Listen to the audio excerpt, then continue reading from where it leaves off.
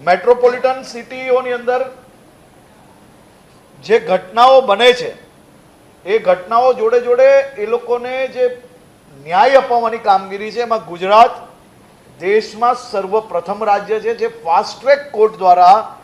ઝડપથી ન્યાય અપાવવા માટે અનેક દાખલાઓ આપ સૌની સામે એ પુરવાર કરે છે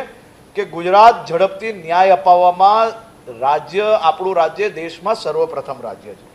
સુરત શહેરના જે કિસ્સાઓ એમને કીધું વધી ગયા છે,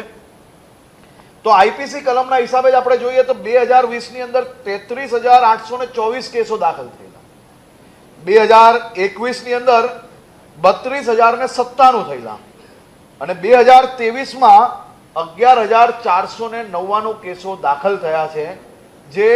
બીજા વર્ષો કરતા ઓછા છે।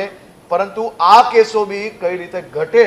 તે દિશામાં કામગીરી કરવા માટે સુરત પોલીસ અને ગુજરાત પોલીસ મક્કમતાથી કામગીરી કરશે કે કલાકોની અંદર બધા ગુનેગારોને પકડવા માટે ટીમ બને, ગુનેગારો પકડાઈ જાય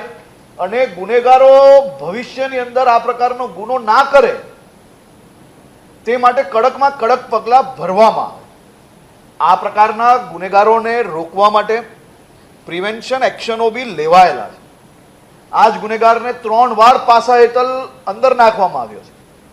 પરંતુ આપ સૌ લોકો જાણો છો ક્યાંક ને ક્યાંકથી આ કાયદાની આટીગુટીમાં કોર્ટમાંથી જામીન મેળવવામાં આ લોકોને સફળતા પ્રાપ્ત થઈ, હજી તો પાસામાંથી છૂટીને જ આવ્યા છે।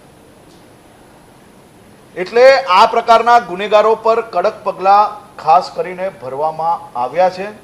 અને હજી બી વધુ કડક પગલાં આ પ્રકારના ગુનેગારોની